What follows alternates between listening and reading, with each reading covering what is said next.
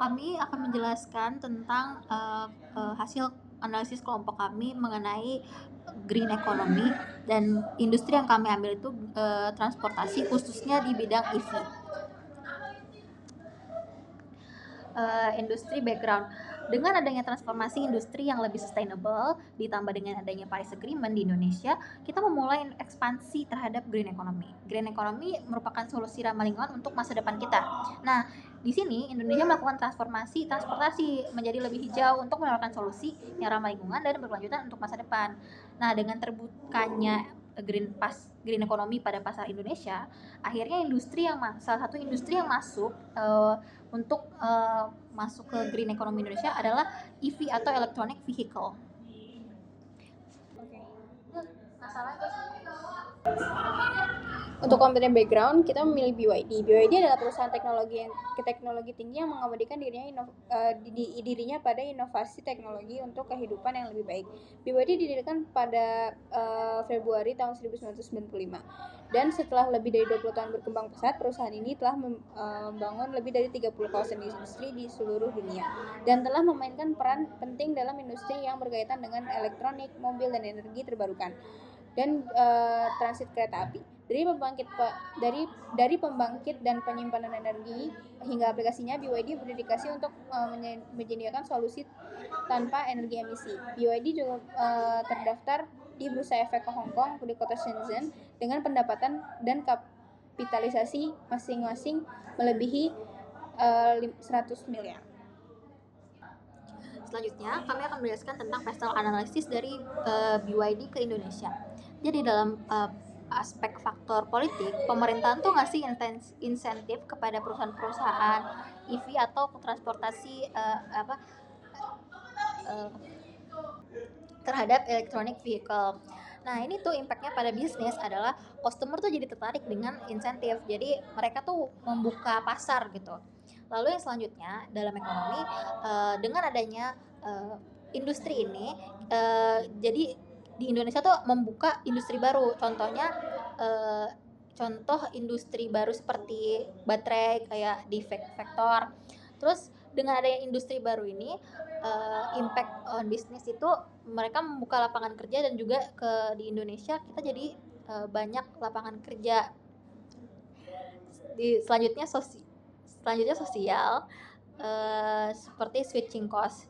Jadi ada perubahan demand produk ke BYD atau ke EV karena ada insentif yang diberikan sama pemerintah. Jadi switching cost-nya lebih murah gitu. Jadi buat kelas yang sensitif terhadap price, mereka akan melakukan switch ke EV. Terus di teknologi, kita tuh jadi terkena new tech atau new teknologi. Jadi ada terjadi transformasi teknologi di Indonesia. Nah, untuk legalnya itu ada Paris Agreement Ratification, yaitu dalam bentuk Undang-Undang Nomor 16 Tahun 2016. Sedangkan untuk environmental ada carbon reduction yang kemudian mendecrease climate change gitu. Untuk competitive analysis ini kita bisa melihat bagannya ya. Kalau misalkan produk kita yaitu BYD itu ada di higher price dan higher quality. Middle price maksud saya. Nah, di sini ada di BYD ada di middle price, terus untuk higher price dan higher quality ada di BMW, terus di sini ada higher price dan lower quality dari BYD ada middle quality high price ada Tesla, terus di sini ada low quality low price ada Wuling sama Polytron. Untuk 5 forces analysisnya ini kita bisa lihat brand kita BYD itu untuk rivaling among existing competition itu dia quality-nya jadinya indeksnya tuh high karena kompetitornya tuh di sini banyak dan diverse. City produknya tuh yang dijual tuh sedikit. Terus kalau misalkan new threat of new entrants itu di sini kita di middle karena industrinya itu baru dan belum banyak yang masuk. Terus untuk bargaining powers of buyer di sini masih mid juga karena kualitas produk antar kompetitor beda-beda dan di sini tuh masih untuk kelas atas di sini mungkin untuk membeli BYD ini masih bisa untuk kebeli ya dan masih ada brand masih bisa loyal untuk ke BYD ini. Tapi untuk orang-orang yang mempunyai sensitivitas kepada price mungkin akan mensubstitut produk ini.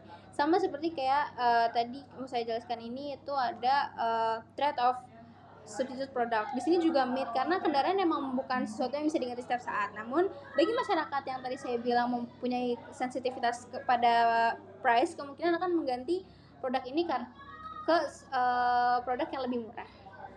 Di sini ada bargaining power of supply juga. Di bargaining power of supply ini pastinya high karena supplier baterai EV-nya itu masih sedikit.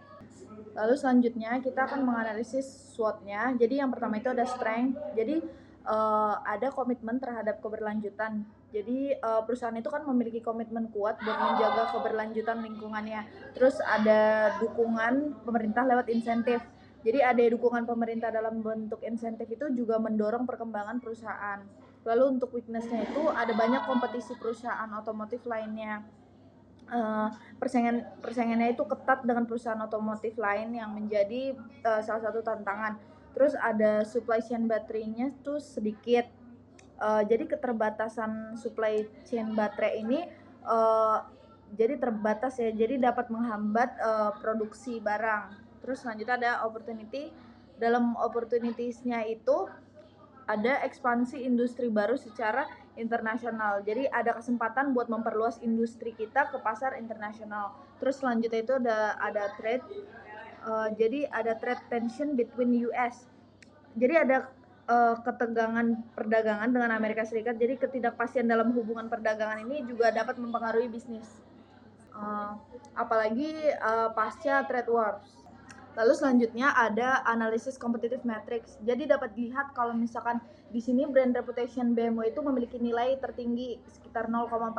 Jadi menunjukkan bahwa reputasi mereknya itu paling kuat di antara para pesaing. Diikuti oleh Tesla itu nilai 0,30, terus ada BYD 0,13 dan Wuling itu 0,12. Nah, untuk advertisingnya itu ketiga perusahaan BYD, Tesla dan BMW itu dia memiliki nilai yang sama sekitar 0,25. Nah, itu tuh menunjukkan bahwa upaya periklanan mereka itu serupa. Terus sementara Wuling itu memiliki nilai sedikit lebih rendah sekitar 0,20. Nah, untuk quality produknya itu BYD itu unggul di sini dengan nilai 0,64. Itu menandakan bahwa kualitas produk mereka itu mendapat penilaian tertinggi, sedangkan Tesla sama BMW itu menyusul dengan skor nilai 0,50 dan 0,45, dan Wuling ini memiliki skor terendah sekitar 0,12. Oke, untuk penjelasan selanjutnya itu kita conclusionnya. Kita bisa dilihat pertama itu ada dari first forces itu kita bisa lihat di sini tuh banyak banget yang mediumnya ya. Jadi ini tuh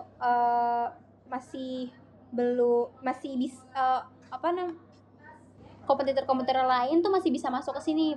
The threat of new entrants itu masih bisa masuk.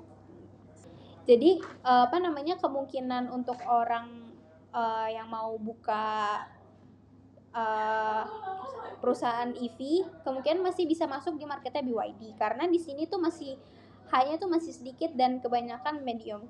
Jika high ini sudah banyak berarti maka mereka tuh semakin susah untuk masuk ke marketnya. Tapi di sini kita bisa lihat di sini mid-nya masih banyak dan high-nya cuma 2. Jadi orang-orang tuh masih bisa masuk ke market yang BYD ini.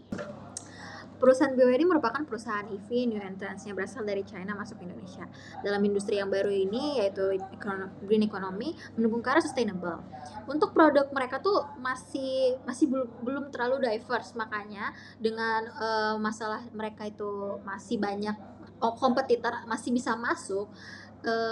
BYD itu sebaiknya berdasarkan strategi yang kami konklusikan bersama, baiknya memberikan produk dengan diversity yang luas gitu supaya bisa menjangkau banyak kelas di Indonesia gitu, gak cuman middle to upper class tapi yang middle lower tuh masih bisa mengakses produk-produk mereka gitu.